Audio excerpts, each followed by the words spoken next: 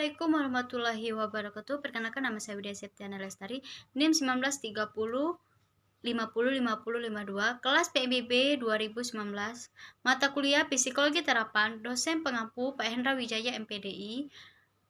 Tema kali ini adalah konsep pengendalian emosi dalam perspektif Islam.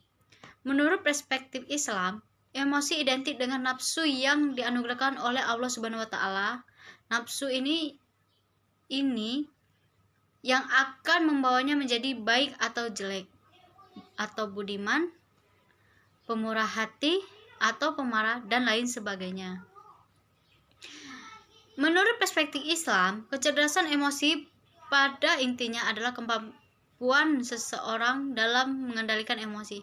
Hal ini sesuai dengan ajaran Islam bahwa Allah memerintahkan kita untuk menguasai emosi-emosi kita, mengendalikannya, dan juga mengontrolnya. Pengendalian emosi sangatlah penting dalam kehidupan manusia, khususnya untuk mereduksi ketegangan yang timbul akibat konflik batin yang memuncak. Dalam konteks ini, Al-Quran memberi petunjuk pada manusia agar mengendalikan emosinya guna mengurangi ketegangan fisik dan psikis serta efek negatifnya. Begitu pula dalam hadis Nabi Shallallahu Alaihi Wasallam. Banyak yang mengingatkan pengikutnya untuk selalu mengontrol emosi agar terciptanya kehidupan yang selaras dan seimbang. Secara teori, terdapat 3 pengendalian emosi yang dilakukan oleh seseorang ketika menghadapi situasi emosi, yaitu pengalihan, penyesuaian kognitif, dan strategi coping. Pertama, pengalihan atau displacement.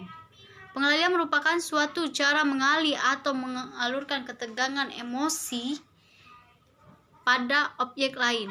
Di antara cara yang sering digunakan yaitu katarisis rasional dan diskrula.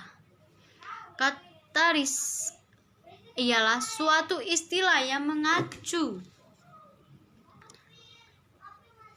pada penyaluran emosi keluar dari keadaannya.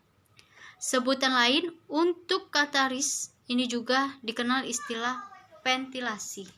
Sebagai contoh, orang yang sedang jatuh cinta namun tak kuasa menyatakan cintanya karena berbagai sebab.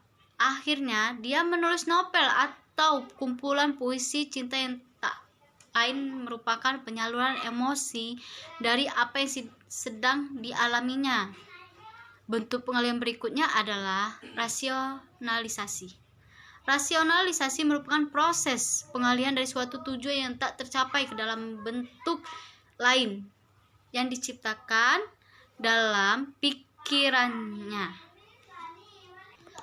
Yang dirasionalisasikan adalah alasan yang digunakan dalam pengalihan itu.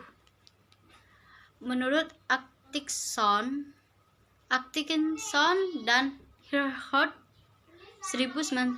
1997, ada 2 tujuan dari rasionalisasi ini, yaitu pertama, mengurangi kekecewaan ketika tujuan tidak tercapai. Yang kedua, memberi motif yang layak atas suatu tindakan dengan memberi alasan yang dapat diterima secara rasio. Nah, itulah sedikit penjelasan dari saya tentang konsep pengendalian emosi dalam perspektif Islam. Maaf jika masih banyak kesalahan. Saya akhiri. Wabillahi taufik hidayah. Wassalamualaikum warahmatullahi wabarakatuh.